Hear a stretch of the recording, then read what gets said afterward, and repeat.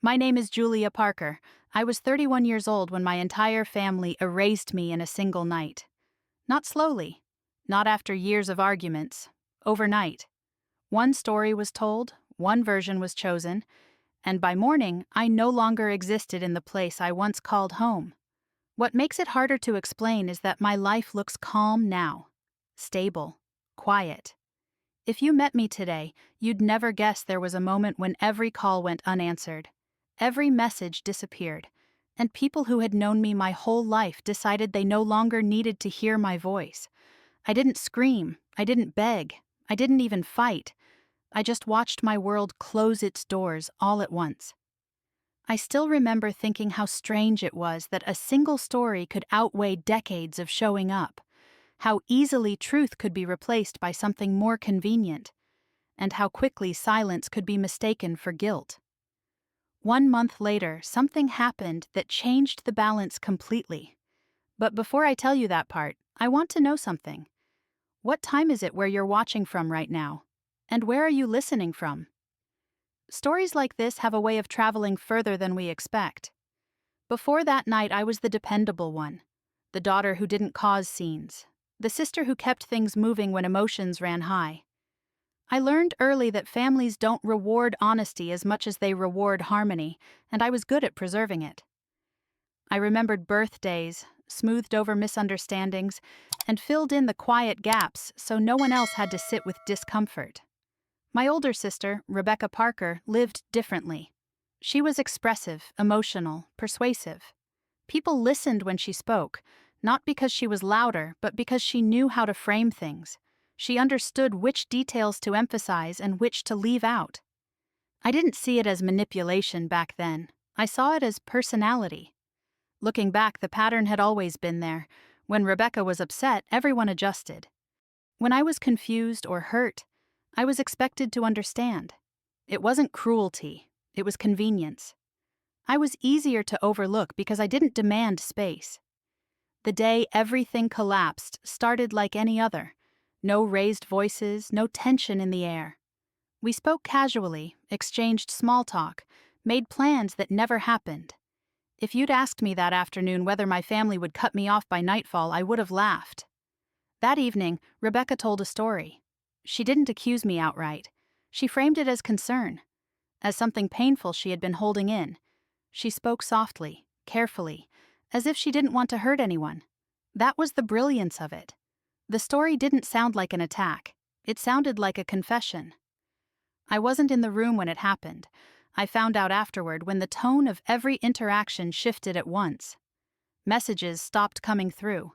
Conversations ended abruptly. I felt it before I understood it, like a temperature drop you notice too late. When I tried to reach out, no one responded.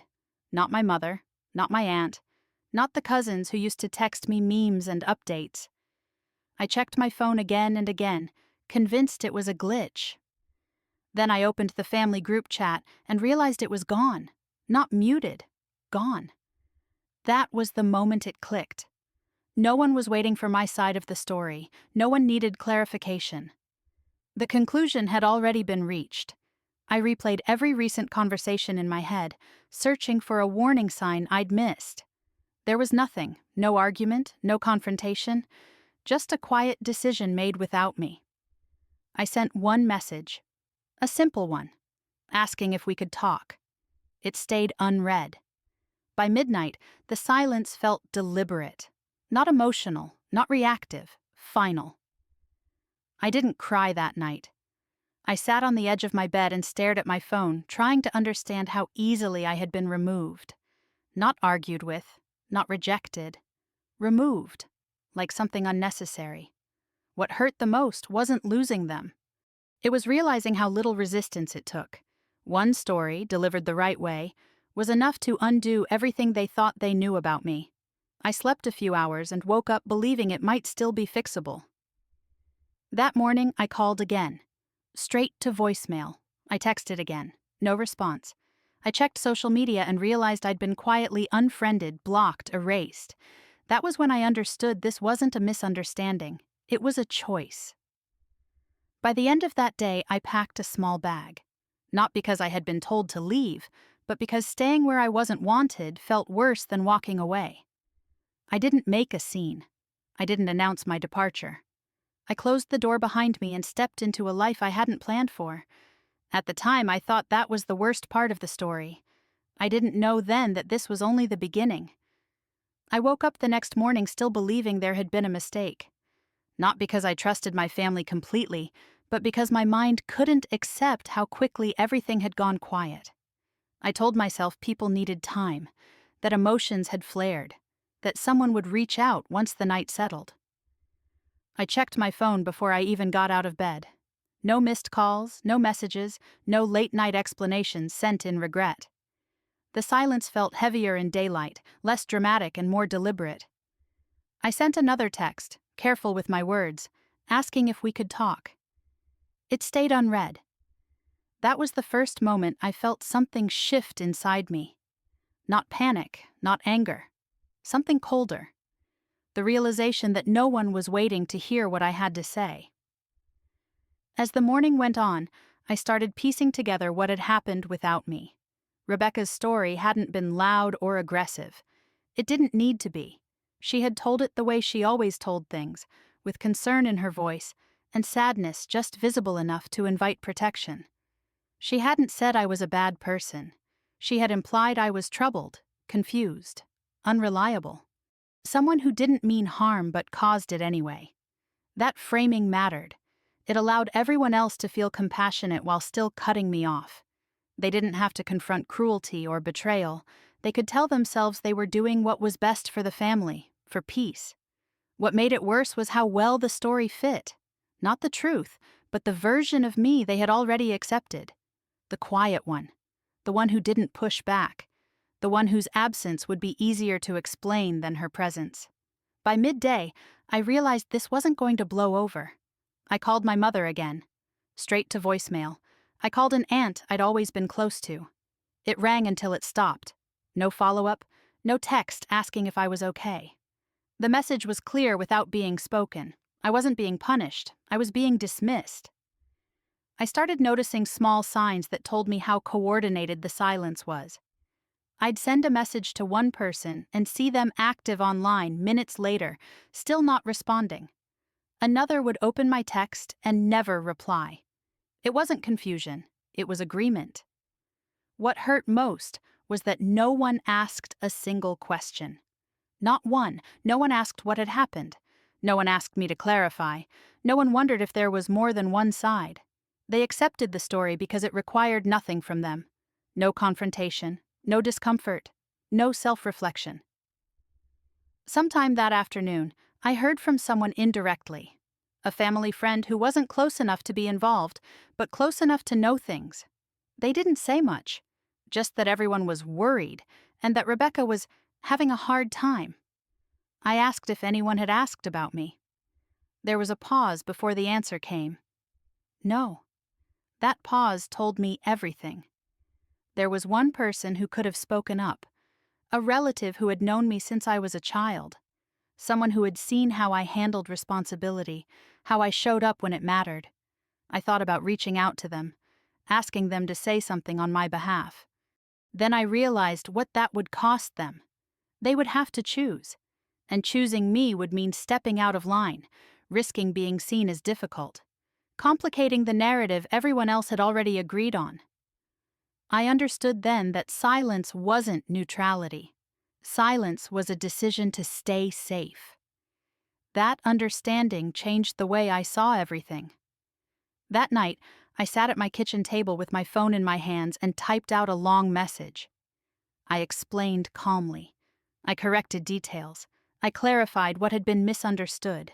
I read it over and over, adjusting the tone so it wouldn't sound defensive or emotional.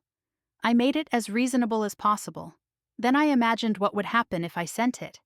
I imagined someone reading it and feeling uncomfortable. I imagined them forwarding it to Rebecca, asking her to explain. I imagined the story being reframed again, this time with me cast as dramatic or unstable for pushing back. I imagined being talked about instead of talked to. That was when I realized explaining myself required permission, and I no longer had it. I deleted the message. For the first time since everything started, I felt a strange sense of control, not over the situation, but over my participation in it. I stopped refreshing my inbox. I stopped checking my phone every few minutes. I let the silence sit where it was instead of chasing it. That night, I packed a few essentials: clothes, documents, things that mattered. I didn't know where I was going long term, but I knew I couldn't stay. Not in a place where my presence had become a problem to be solved. I left without telling anyone. There was no goodbye, no confrontation waiting to happen. Just a quiet exit that matched the way I'd been erased. As I closed the door behind me, I understood something I hadn't before. Families don't always break apart because of anger. Sometimes they fracture because one version of events is easier to live with than the truth. I didn't know how long I would be gone. I just knew I couldn't stay. The shock didn't hit me all at once. It arrived in waves, spaced out enough that I almost believed I was handling things well. The first morning after I left, I woke up in a small rented room with unfamiliar walls and felt oddly functional. I made coffee. I checked my schedule. I told myself this was temporary, that families cool off, that someone would reach out once emotions settled. No one did. By the third day, the silence stopped feeling like a pause and started feeling like a condition. I wasn't waiting anymore. I was existing in the space left behind after being cut loose. What surprised me most was what I missed. It wasn't my sister. It wasn't the conversations or the gatherings. I missed the version of myself who had a place in something larger. Even if that place was flawed, it had given shape to my days. Without it, I felt suspended, like a sentence without punctuation. I moved into survival mode because it was the only thing that made sense. I found a room I could afford, paid week to week, and focused on logistics. I picked up extra shifts. I cut expenses until my life fit into a narrow, manageable routine. I told myself that if I stayed busy enough, the questions would quiet down. On the outside, I looked fine. I showed up to work on time. I smiled when required. I didn't tell anyone what had happened because I didn't want to hear myself say it out loud. Saying it would make it real. And I wasn't ready for that yet. Inside, everything felt unfinished. I replayed moments from the past, looking for evidence that I'd misunderstood my own family all along. I wondered if I should have fought harder, if staying quiet had made it easier for them to let me go. But every time I followed that line of thinking to the end, it led back to the same place. They hadn't asked me anything, not once. I started hearing things secondhand. Not details, just impressions. Someone mentioned that Rebecca was having a hard time. Another said the situation was complicated. I noticed the way my name was used less and less, replaced by vague references. She, that situation, the problem. The story was moving without me, evolving the way rumors do when no one corrects them. I was no longer a person in it. I was a role. At night, I'd lie awake and imagine what people were saying. I pictured conversations where my silence was interpreted as confirmation, where my absence became proof that I didn't care. I thought about reaching out again just to say something, anything that might remind them I was still here. I drafted messages in my head while folding laundry or walking home after a shift. Calm explanations, gentle clarifications. I told myself I didn't need to convince anyone, just explain enough to open the door. But then I imagined the response, the careful concern, the polite distance. The way my words would be filtered through the story they already believed. I imagined being listened to without being heard. That's when it hit me. Explaining myself required permission, and they had already decided I didn't deserve it. The realization was quiet but final. I stopped rehearsing what I would say if someone called. I stopped checking my phone as often. I let the silence sit where it was instead of trying to fill it. It wasn't resignation. It was self-preservation. I began to understand that silence could be a decision, not just a reaction. For years, I had been quiet to keep things smooth.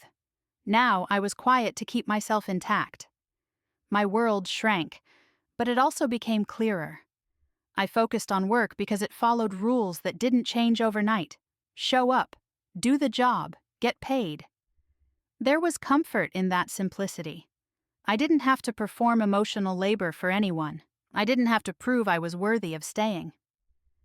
One evening after a long shift, I stopped by a convenience store on my way home. I stood in line half aware, mentally calculating my expenses for the week. When I reached the counter, I added a lottery ticket to the total without thinking much about it. It wasn't hope. It was habit. Something people did when they didn't expect anything to change. I folded the ticket and slipped it into my bag, already forgetting about it as I walked out into the parking lot. At home, I ate a simple dinner and sat on the edge of the bed, scrolling through my phone out of boredom more than expectation. No new messages, no missed calls, just the quiet I was getting used to. I didn't feel dramatic grief. I felt a dull, persistent sense of being unmoored, like my life had lost a reference point I hadn't realized I depended on. I wondered how long it would take before this became normal, before I stopped thinking about them entirely. As I turned off the light that night, I told myself this was it. This was my life now. Smaller, quieter, but manageable. I had no idea that a month later, everything would shift in a way I couldn't have planned for. At the time, that lottery ticket meant nothing to me. It was just another small, forgettable decision in a life that felt like it had already settled into place. The day it happened wasn't marked by anything unusual. I woke up early, went through my routine, and headed to work with the same measured focus I'd learned to rely on. Nothing about my life suggested a turning point was waiting. I wasn't hopeful. I wasn't dreaming. I was just moving forward because that was what survival required. It wasn't until late that afternoon that I remembered the lottery ticket. It had been folded and forgotten in the bottom of my bag, tucked among receipts and loose change.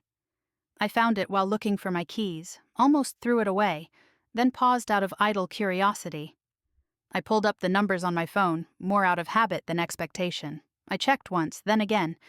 Then I compared them slowly, line by line, convinced I was misreading something simple. My heart didn't race. My hands didn't shake. I felt a strange calm settle over me, like my body was waiting for my mind to catch up. I sat down on the edge of the couch and read the numbers a third time. They didn't change. I didn't laugh or cry. I stared at the wall and thought, this can't be real, and then immediately followed it with, but what if it is? The first instinct wasn't celebration. It was caution. I didn't call anyone. I didn't tell a friend. I didn't post anything. I did what I'd learned to do best over the past month. I stayed quiet. I spent that evening reading about next steps. I learned what not to do before I learned what to do. Don't announce it, don't rush, don't trust emotion. By the time I went to bed, I had already decided the money wasn't a victory. It was an exit. The next morning I called a lawyer. Not one connected to my family, not one recommended by anyone who knew my last name. Someone neutral. Someone who asked practical questions and didn't care about the story behind the numbers. That was exactly what I needed. The process moved slowly, deliberately. Paperwork, verification, meetings that felt oddly boring given the circumstances. I liked that. It made everything feel real without making it feel dangerous. I opened new accounts. I changed passwords. I learned words I'd never needed before: trusts, anonymity, protection. At no point did I consider telling my family. The more I understood how money changed people, the more certain I became. It wasn't theft I worried about. It was entitlement. The idea that whatever I had would be treated as something owed. A correction. A redistribution of balance they believed they deserved. I paid off my debts quietly.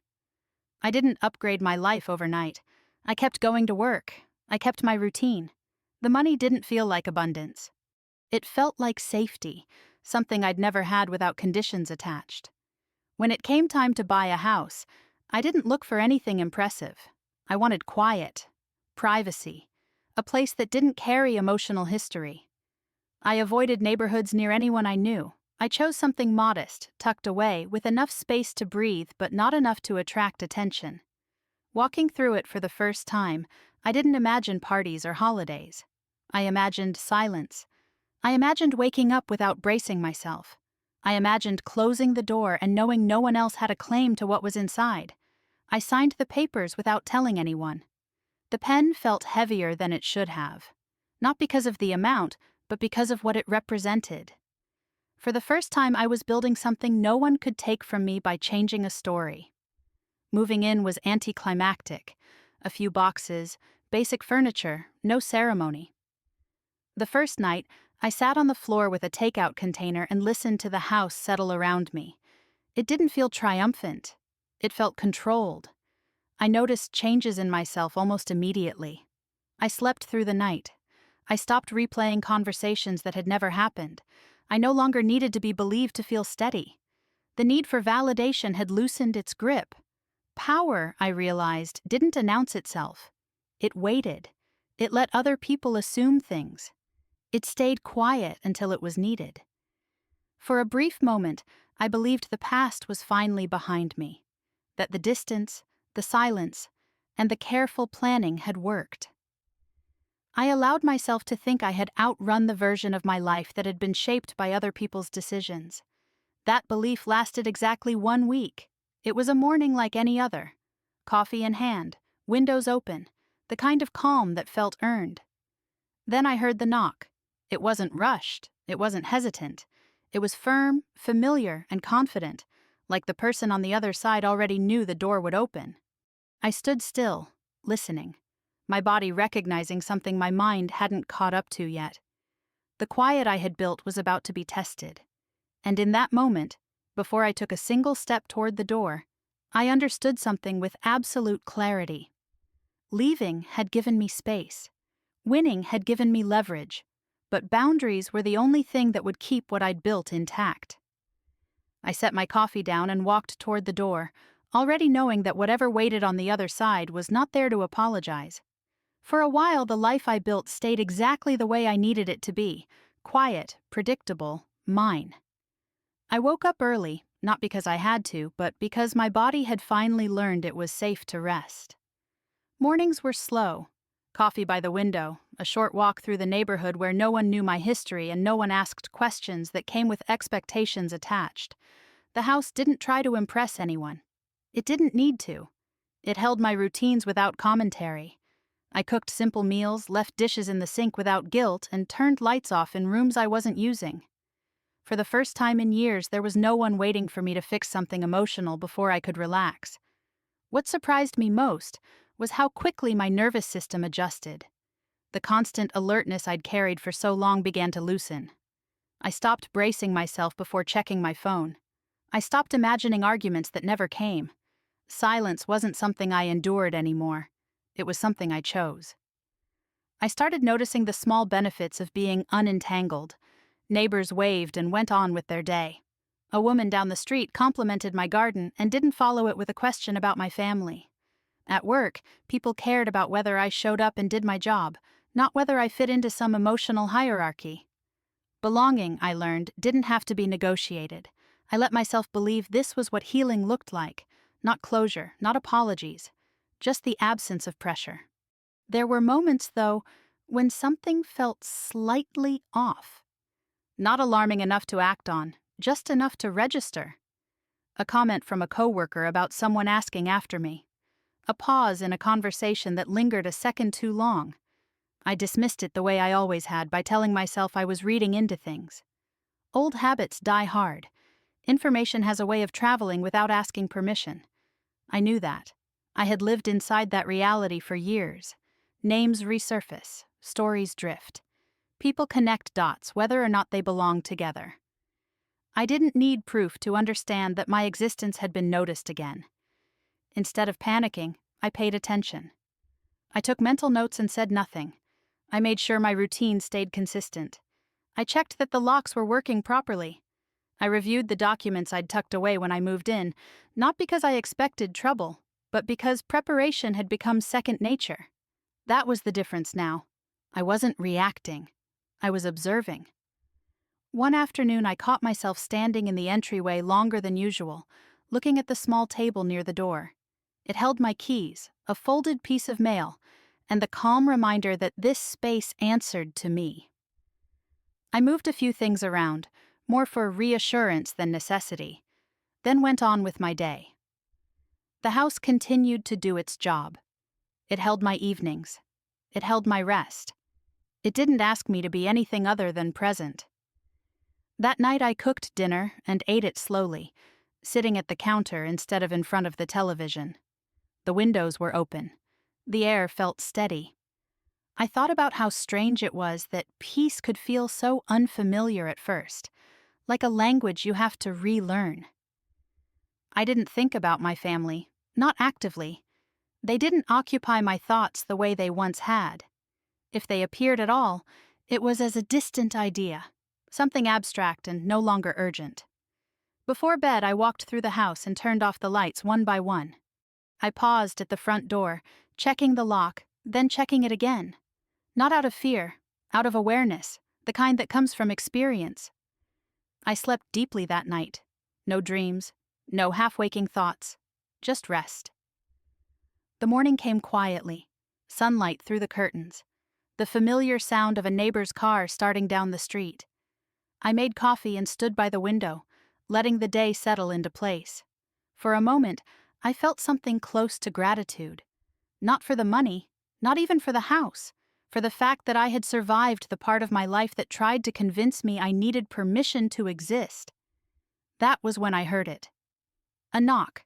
Not hurried, not tentative. Firm, measured, confident. The sound didn't belong to someone asking for my time. It belonged to someone who assumed it. I froze, cup still in my hand, my body responding before my thoughts could catch up. Something old stirred, a recognition that had nothing to do with fear and everything to do with pattern. The knock came again, exactly the same as the first, not louder, not softer. Patient in a way that felt practiced. I didn't move right away. I stood there and listened, letting the silence stretch. I noticed how my chest stayed steady, how my hands didn't shake. How different this felt from the last time my world had been interrupted without warning. Whatever was on the other side of that door wasn't there by accident. It wasn't there to explain or apologize. It was there because someone believed they still had access. I set my coffee down on the counter and took a breath. The quiet I had built didn't disappear in that moment. It held. As I walked toward the door, I knew this wasn't about whether I would open it. It was about what I would allow once I did. And for the first time, I understood that the life I had built in silence was about to be tested by the very thing it had been designed to keep out. The knock didn't sound like a request. It was steady, confident, the kind that assumes the door will open because it always has before. I stood there for a few seconds longer than necessary, letting the sound settle into my body. I didn't feel panic, I felt recognition. I checked the camera by the door, though I already knew. Rebecca stood on my porch like she'd stepped out for coffee and wandered back into my life by accident. She wasn't nervous. She wasn't apologetic. She held herself the way she always had, chin slightly lifted, shoulders relaxed, as if the space in front of her already belonged to her. I opened the door partway and stopped. I didn't step back. I didn't invite her in. The threshold stayed where it was. Her eyes moved past me immediately, scanning the entryway, taking in the light, the clean lines, the quiet order of the house. She smiled, not at me, but at what she saw behind me. It wasn't warmth, it was assessment. "Well," she said, like we'd spoken yesterday, "you landed on your feet." I didn't respond. Silence had become something I used intentionally now. She shifted her weight and set a hand on her hip, comfortable, practiced. "We need to talk," she said, already bored with the idea that I might disagree. I waited.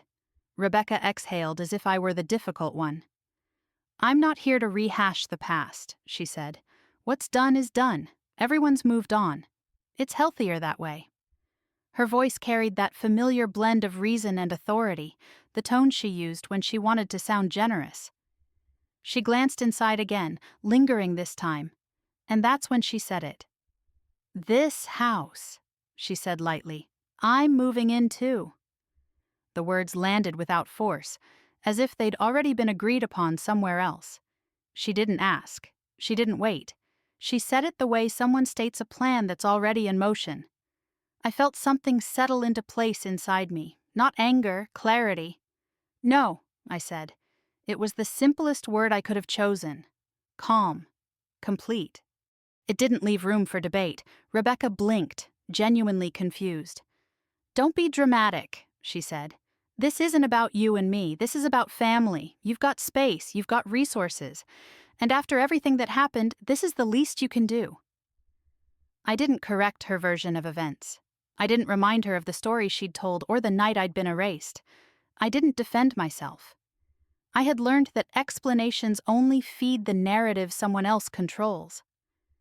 "This isn't happening," I said. Her smile tightened. "You don't get to shut people out like this," she replied. "You disappeared, you made choices, and now you're acting like you're better than everyone else." I watched her carefully. The entitlement wasn't loud. It was casual. She spoke as if my life were an extension of hers, as if my boundaries were temporary inconveniences she could talk her way through. "You owe us," she added, lowering her voice. "You don't get to keep everything for yourself." There it was. Not concern, not reconciliation, access. "I don't owe you anything," I said, "and you're not coming inside." Her expression shifted again, irritation flashing just beneath the surface. "Do you know how this looks?" she asked. "Turning your back on family after everything we've been through? People are already talking." I nodded once. "They talked before," I said. "Without me." That was the first time her confidence wavered. Just slightly.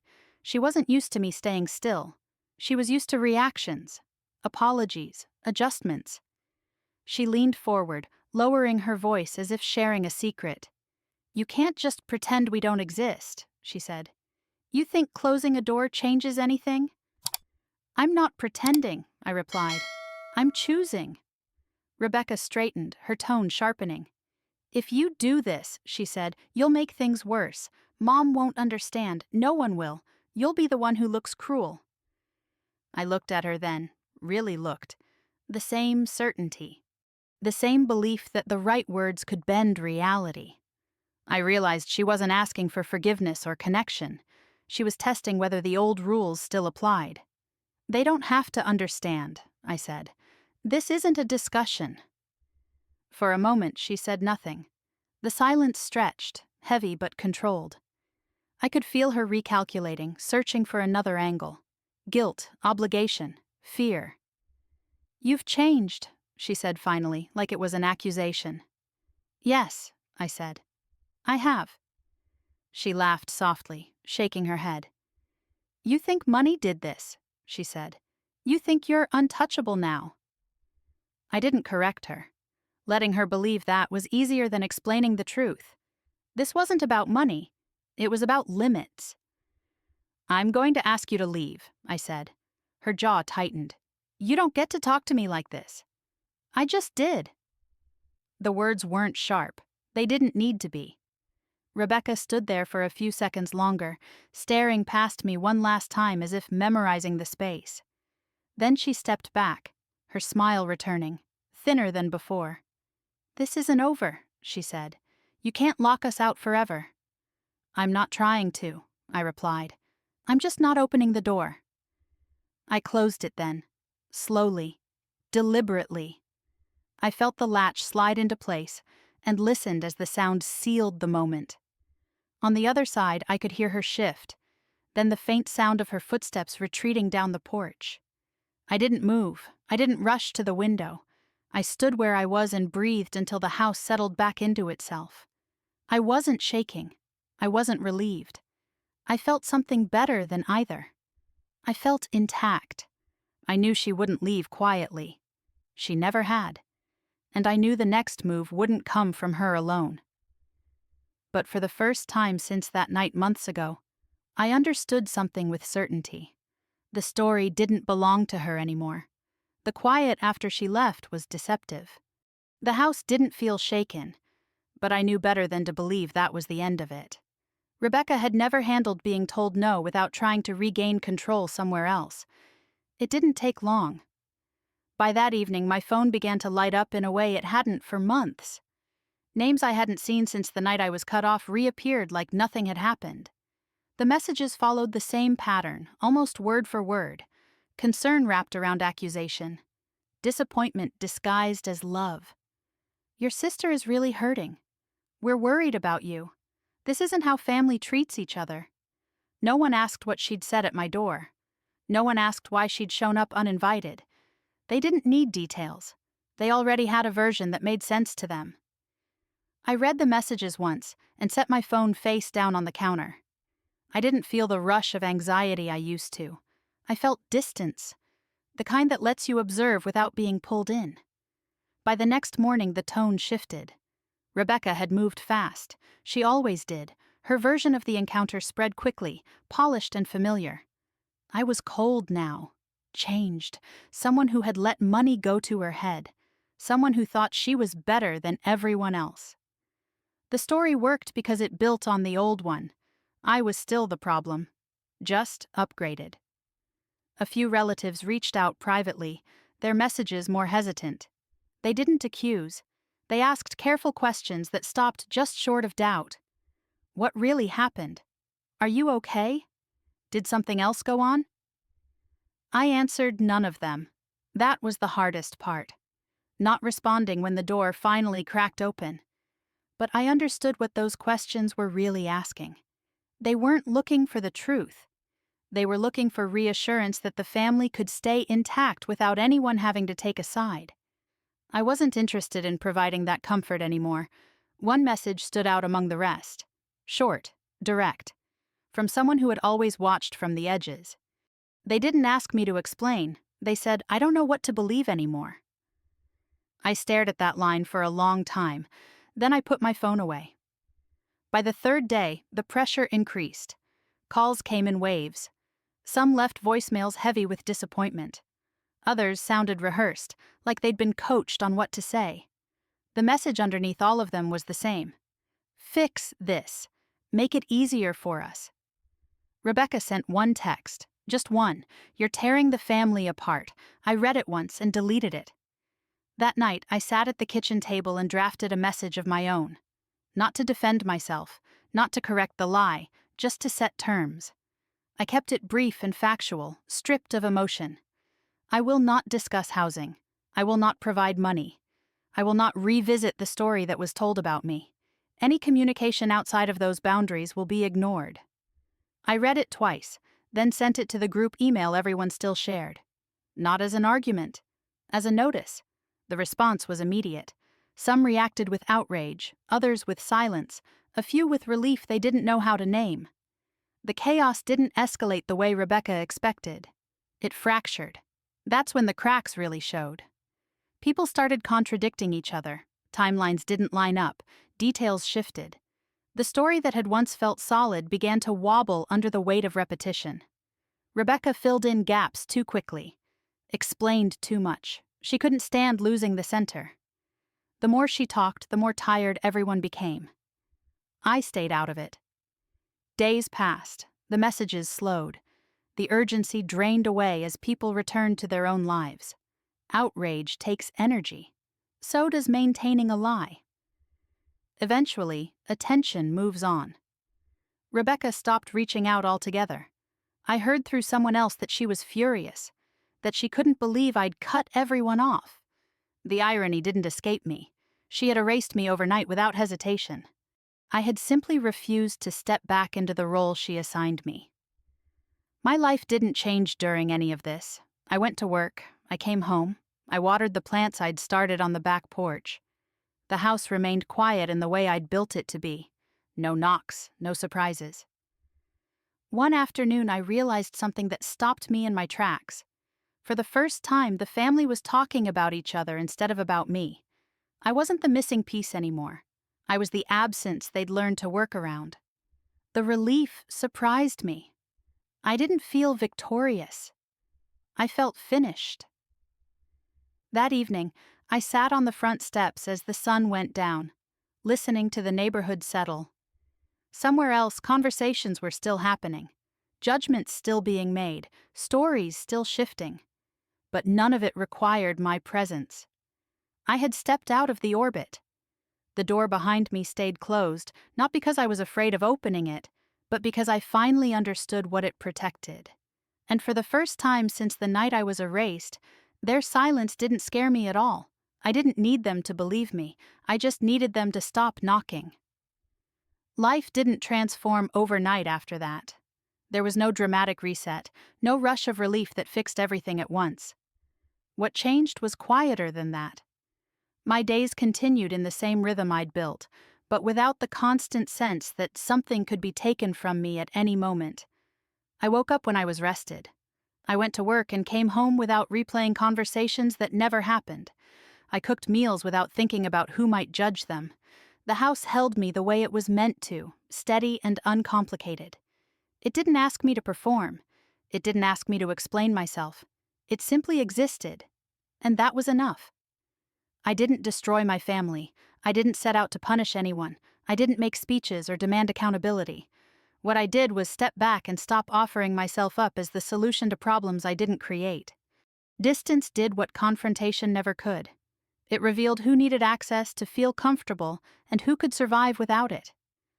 I thought for a while that choosing myself would feel selfish, that I would carry guilt for the rest of my life.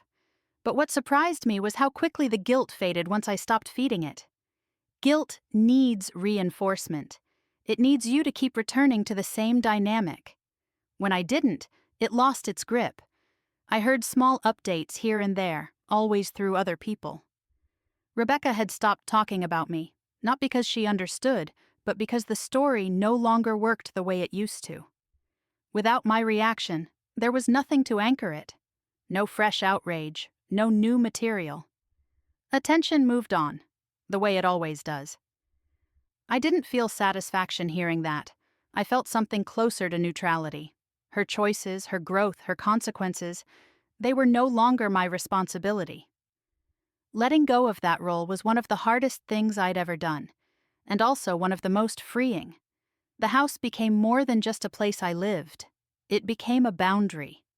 A physical reminder that I was allowed to decide who had access to my time, my energy, and my peace.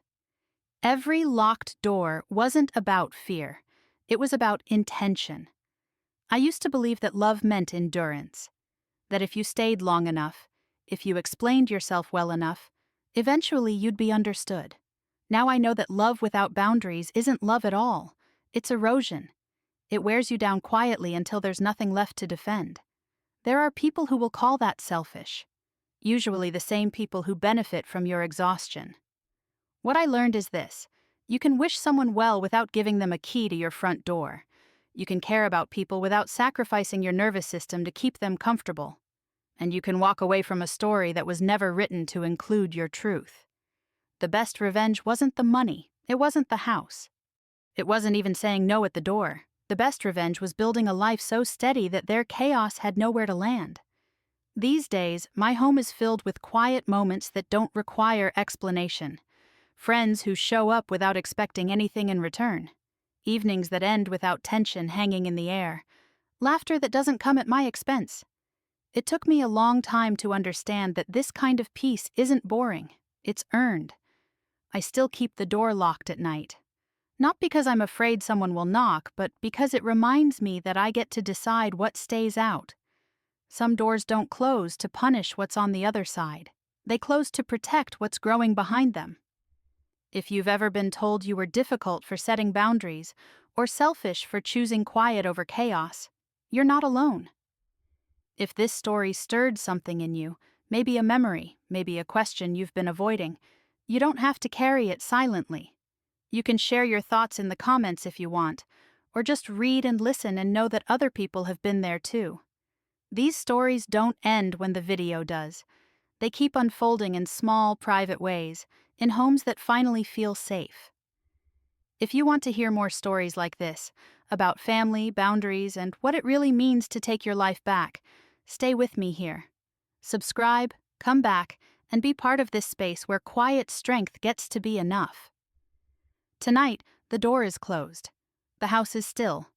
and for the first time, I don't feel the need to open it. This story is fictionalized for dramatic effect.